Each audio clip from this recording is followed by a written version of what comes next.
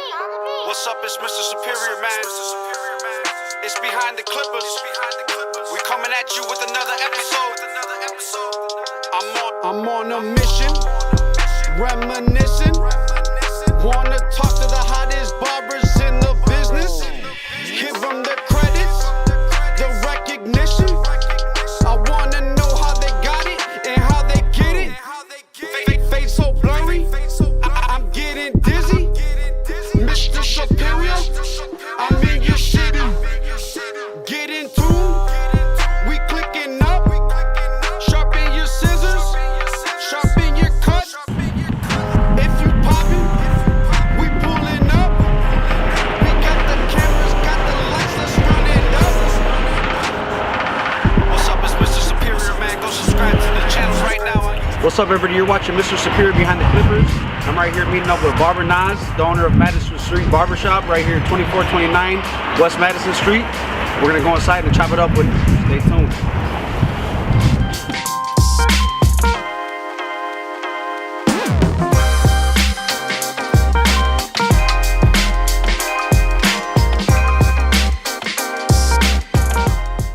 What's up, everybody? You're watching Mr. Superior Behind the Clippers, and I'm right here with BarberNas at 2429 West Madison Street. How you doing today, bro? What's going on? What's going on? Good, man. I appreciate you letting us come out here, man. Heard a lot about you. It's an honor, man. Thank you, likewise. Yes, sir, man. So to start off with, man, why don't you just tell us a little bit about yourself, man, where you're from, man, and how you got into cutting hair? I'm from here, west side of Chicago, born and raised. I lived different places, but mostly I've been here my whole life. Pretty much started cutting hair just on some in the house, waiting on my pops to come through, cut me up, hair getting out of control.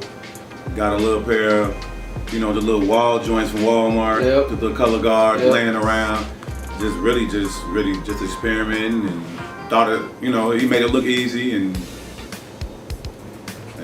basically I tried to pretty much emulate what he did. Of course, it wasn't as easy, you know what I'm saying? But Right. it's pretty much how everything started. You started cutting up your guys originally at your house and stuff, or? Nah, I was cutting up myself and my brother. Okay.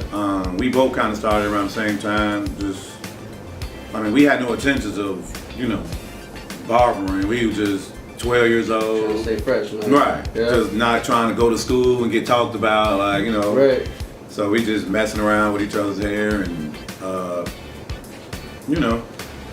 my homies I didn't really start cutting up with my friends until they started seeing that I wasn't, jacking my own cuts up. I go to school, they're like, yeah, you finally go to the barber shop now? I'm like, no, this all me. They're like, yeah, I'm like, yeah, and then, that's when they come around. Pretty yourself, much, man. pretty much. Yeah, and how old were you when you actually got into your first barbershop?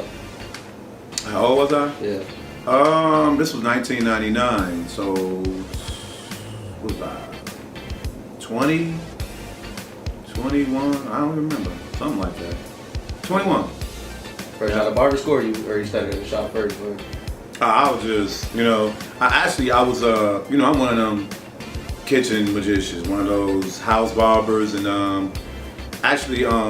where I stayed at, the guy opened up a barber shop across the street, and he had like 3-4 barbers in there, and the business was failing, Yeah. Like nobody wanted to come and patronize the business, and one of them cut on my back porch, and I see the guy cause I could see the barber shop from my house.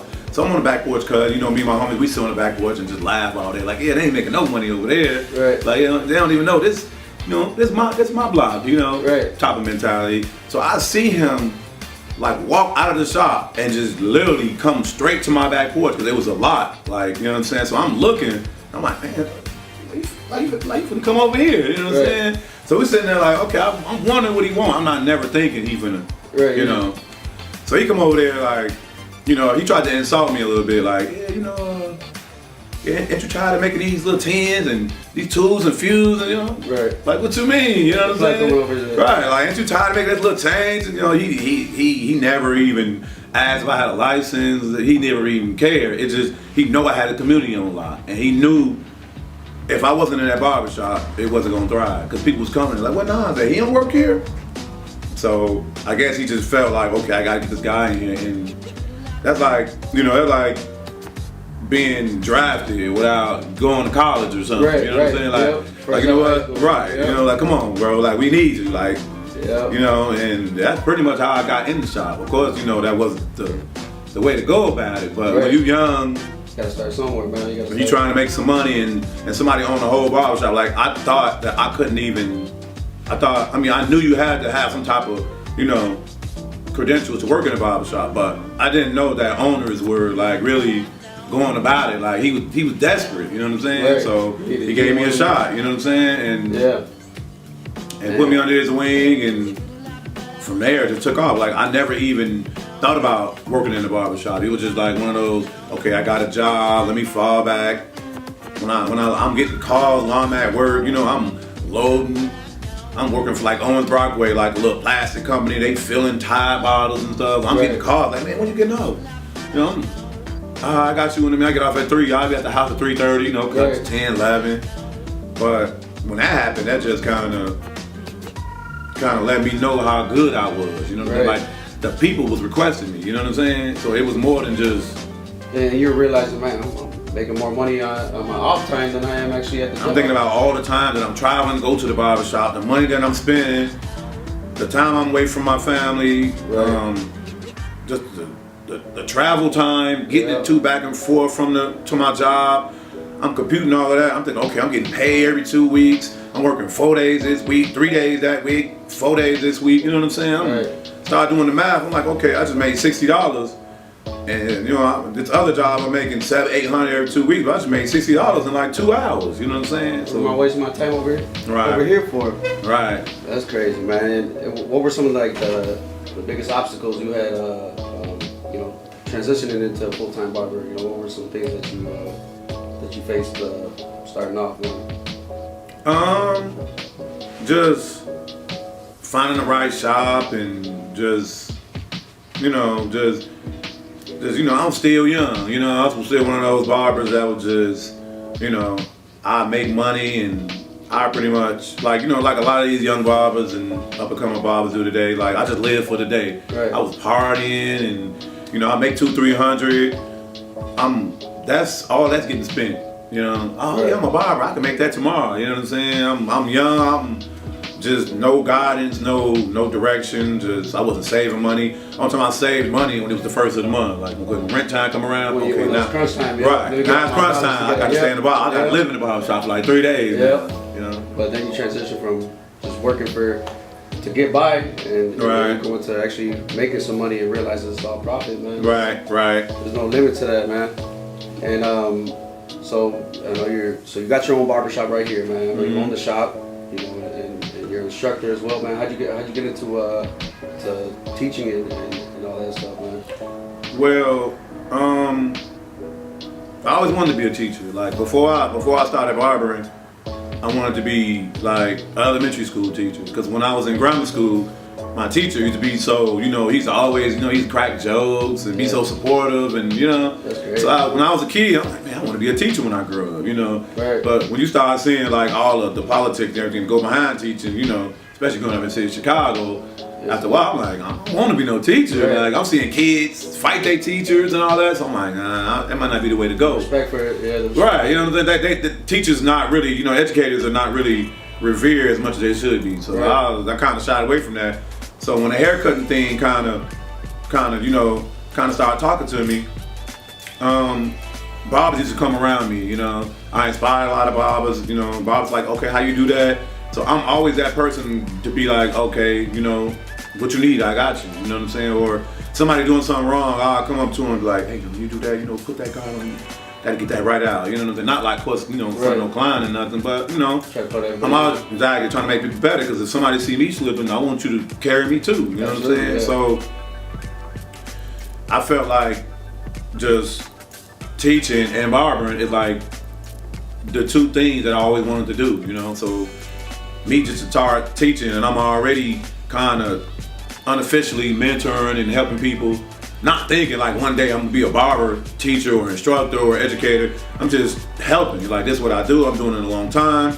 If you ask me a question, I'm gonna answer. I'm not gonna You know, I'm not one of those barbers that, you know, hey, how you do that on, you know what I'm talking about. Yeah, Some barbers, they're not gonna help you, you know, They're fear of you gonna get bigger than them, or, you know, or. They don't want to show their little secrets. No, they don't want to get the real gems, you know. Yeah, and that's crazy, man, that people look at it like that, man. They don't want to help another person, man, but it's definitely beneficial when you hop into the actual teaching world, man. Right. So how that came about, I was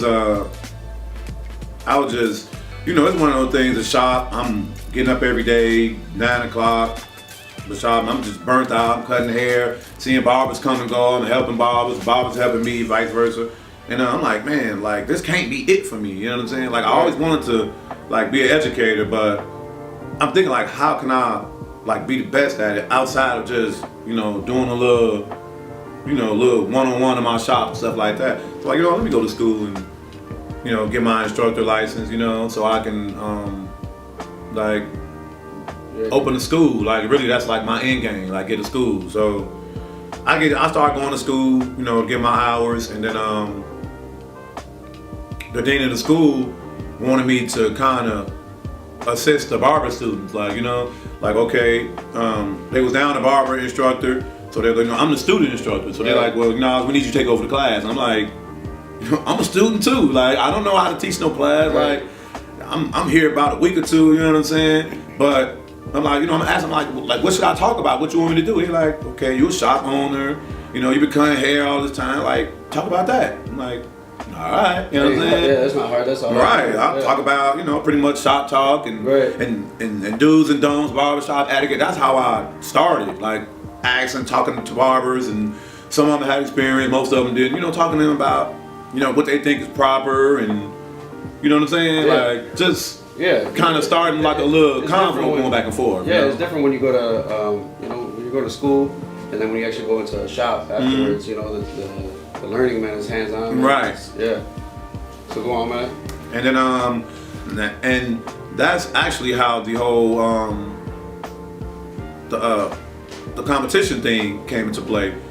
It's like, so I'm student educator, and everybody, you know, this is when it's like 2016, like when the whole competition thing is just like going crazy. You know what I'm saying? Like the kind of like the competitive barbering thing, kind of like taking off. You know, it's kind of buzzing hard, not just a little low key type of thing. Because it was more like they're doing the hair shows, right? You know, cosmetology. Exactly. You know, it's hair shows. Like, okay, maybe a barber competition at a hair show, but it wasn't no. You know, there were barber battles, but they was, you know, it's every scattered about, but everybody wasn't into it. So, the students were getting all riled up. You know, they wanted to get into the student category, and I'm like, okay, so I figured that nobody wanted to do it, you know. They like, oh, well, you know, I don't want to get out there and lose. I'm like, well, it's a student category. I mean, it's like being in barber school. Like, the people know when they come into the school that you are students, you are practice. So if you go out here and get in the student category, you can learn, you can, you know, do a little networking, you can, you know, kind of figure out what you made of. Right. So they still kind of reluctant. So I'm like, you know what? Let me go ahead and bite the bullet. Let me get out here and just compete. So I jumped in the category January 2017. Just like my intentions were just to motivate them, you know, inspire them. Okay, I'm a shop owner. I got clients. I'm about to go out here and go to this competition, and all these hundreds of people, and take this L just to show y'all if you want something, just go and get it. Like I'm having no intentions of winning. Yeah. I'm just want to just get out there. Just, okay, you want something, just go for it. Okay, y'all want to compete. Exactly. Yeah. I'm just throwing myself out there. Like, okay, this is what you gotta do. I'm in a category with like 20 people. Half the barbers I'm looking at, you know, they all on Instagram. You know, they hit us. You know, I'm seeing faces like, you know, I'm seeing barbers they didn't even follow me back. You know, I'm like, that's like, I don't even know, that was a good idea. You know, now I'm in a category with all these hitters, but it developed a relationship. So now all these people that I once looked up to and was like, okay, they do clean, good work. You know what I'm saying? All different nationalities, all over the city, suburbs, everywhere. Now, you know what I'm saying, I have a relationship with these people, like, you know what I'm saying, I consider them, right, I consider them part of my network, you know what I'm saying, vice versa. They looking at me like, yeah, bro, that's dope work. I'm like, oh, man, so I've been checking you out. You know what I'm saying? Like I'm just one of these silent in the shop barbers. You know, like most barbers in Chicago or in the surrounding areas. You know, they just. Like we just really cut hair, you know what I'm saying? And they know they literally, it's a whole different world outside of the barbershop. You know what I'm saying? Yeah. So, man, you got all these trophies over here, man. Why don't you tell us a little bit about all this? Okay, pretty much. We got. I started out in 2017. We got Wahl Nationals. That was their last show. I won 3 from them. And you got the Firm. I don't know if you heard the Firm. Yeah. They had the Expo. We got Clash of the Clippers. We got Crossroads, Team Barber, Indiana. MLBs. We got the Battle of Central Illinois, which is my homie Terry. We got the EA Fades and Gary. Man, I honestly have never met anybody with this many trophies, man. How many awards you got, man? 54. I don't have the most. It's a few people that got more than me though. Yeah. That's impressive, man. But mine just came in a short period of time, you know. Yeah. Like I started in 2017, and my last competition I won was like January 2017 when I started, and the last competition I won was January 2020. But I just did it. I just won the most in the shortest period of time. Damn. Like nobody won these many competitions in the time that I did it. Most people probably they've been doing it 7, 10 years, you know what I'm saying? So that's why it's really kind of a little different because they all came. Like when I started winning, I just started to go crazy, you know? You said you knocked them all out in 2017, I won 14, and that's when I started to, what made me accumulating so fast, I started to do multiple categories when I go to barber battles. Yeah. So some barber battles I was doing all 5. All 5 categories. I was going to half of these trophies come from strangers, like people. Like I'll fly into Minnesota, MLB, and walk around the Mall of America and find 2 people want a haircut and come back with 2 third places, 1 freestyle, 1 fastest way. Like half of these come from like I go to Danville, Illinois when they have their battle. Damn, that's crazy. So you don't bring no model with you. You just half the time I do. Okay. But sometimes when I can't get a model or the flights maybe be a little too high and I just want to just get out there and figure it out, I just... See, man, I think that... I noticed a guy when last barber show I went out to, man, and man, I think, man, that's crazy when you go out to a whole nother city, you don't know nobody, you've never seen the texture of their hair, you don't know what you're working with, you gotta go up to them and you know... And get it, and hey, check out my Instagram, live and cut, or you want me to pay you, or what's going on, you want some drinks, some food, like... See, I noticed the guy that walked in, man, and to me, when I seen him do all that work, man, that added points in my head, man. I was like, man, you know, that's just a whole nother part of the game, man. Right, we got the fadeaway, my boy Steve Wren, we got Battle of the Champions, Full Blooded, that's Johnny's show. You know, of course we got ABS show, I got first place in that in 2018, the Andis out of the fade competition. Man. We got Bronner Brothers in 2019, I got second place in that. Which one of these, I mean, I know every one of them meant a lot to you, man, but which one of these trophies really meant the most to you, man? And I gotta say,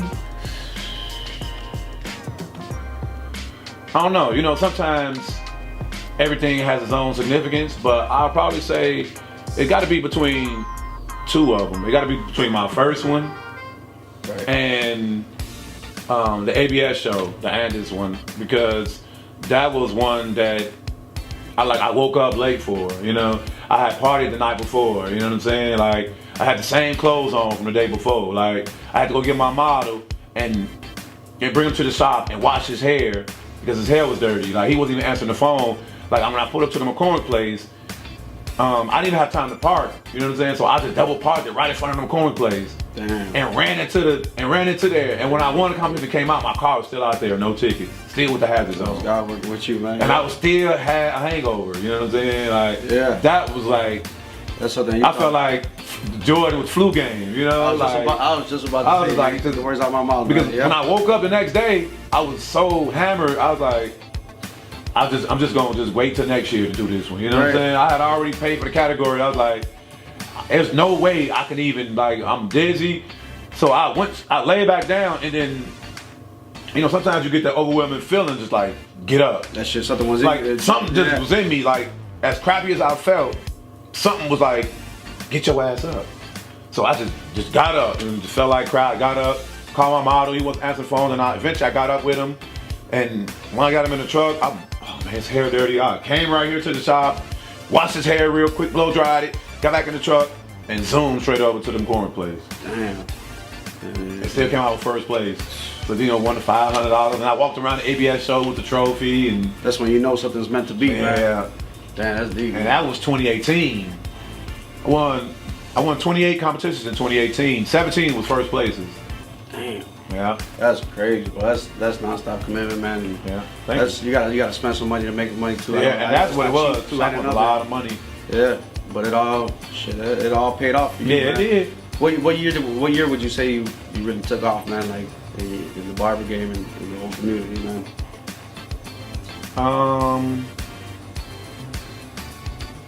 Or at what age do you feel like, you know, you became, I don't know. You became BarberNas, man? I always been BarberNas. Yeah, yeah.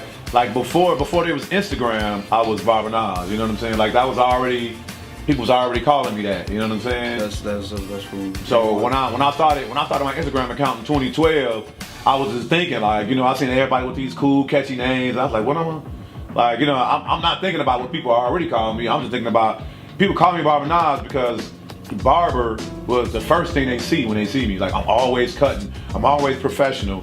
I'm always, you know, just making sure first, yeah. Exactly.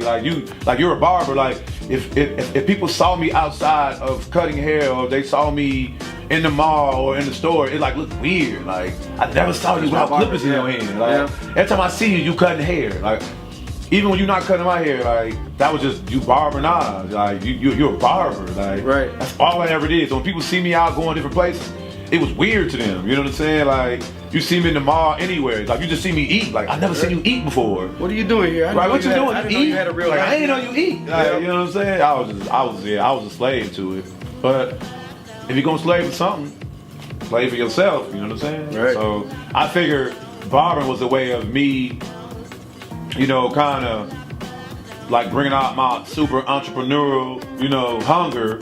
You know, Yeah. I know I'm doing this for myself. Even, you know, I didn't become a shop owner till like 2012, 2013, you know. But before then, I treated every business like it was mine, you know. Right. Yeah. Not the bad part about it. You know, I come in, the flow needs sweep, I'm gonna sweep the flow. Like, you know, somebody come in and need help, I'm gonna promote the business, all that. Like, And as an owner now, that's the hardest thing to find. Yeah, that's the hardest thing, Somebody like, else is people- gonna take care of yours like it's like it's theirs. You know what I'm saying? Without the negativity, without the ego, without and all that the shit, right, yeah. without the you know, Yeah, like so. do it out of just love for the Right, business, man. just like okay. So to close out this interview, what would you like to address that is important to you, man, as the barber community out here? I think like we all, as far as a collective, as far as like when I say like Chicago barbers, I really mean like everybody. Like, you know, Chicagoland, you know, everything. Chicago is kind of like the center of everything, but of the Midwest. But I think everybody pulled together with everything that everybody got going on, I think we can like do something that's never been done before. We can all, because when you go to different places, you know, they have their barber unity is a little bit more intact, you know? Right. So I think, me personally, I think, you know, of course you hear other states and they probably think they got the dopest barbers, but I think we got the dopest barbers. I know we do. You know, I'm proud to be from here, and I think that we all just need to do a little more to make everything just come together. I think once everything come together, I think it's just gonna be just crazy. Yep. All of us, you know, a lot of people that's been on the show already, and a lot of barbershop owners, man, you know, there's no more barber union out here and all that, but Right. that doesn't mean we can't form something where we all meet up, man, and you know, we could put some plans together, man, and put it in the works.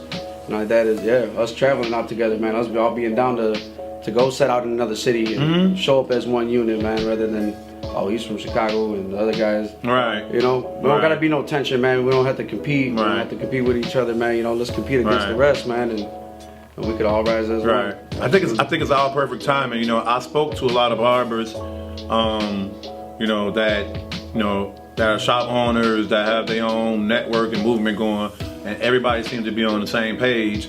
It's just now it is time to just put the foot on the gas now, you know? Right. It's time to link, man. It's time to rise. Definitely. Yes, sir, man. Well, man, it's been a pleasure us coming out here, bro. Learned a lot sir. from you, talking to you, man. Thank Hooked you. me up with my fresh cut, man, you know. Likewise. Perfect Sunday, man. Well, yeah, we appreciate you, man, and we'll definitely stay in touch and make some moves. Yeah. Yes, sir. You're watching Mr. Superior Behind the Clippers. I'm right here with BarberNas. What's going on? It's BarberNas, Madison Street Barbers. You can follow me at BarberNas, Madison Street Barbers, and Chicago Barber Expo. Mr. Superior Behind the Clippers. Big ups to Mobbed Up Inc. and Urban Grind TV.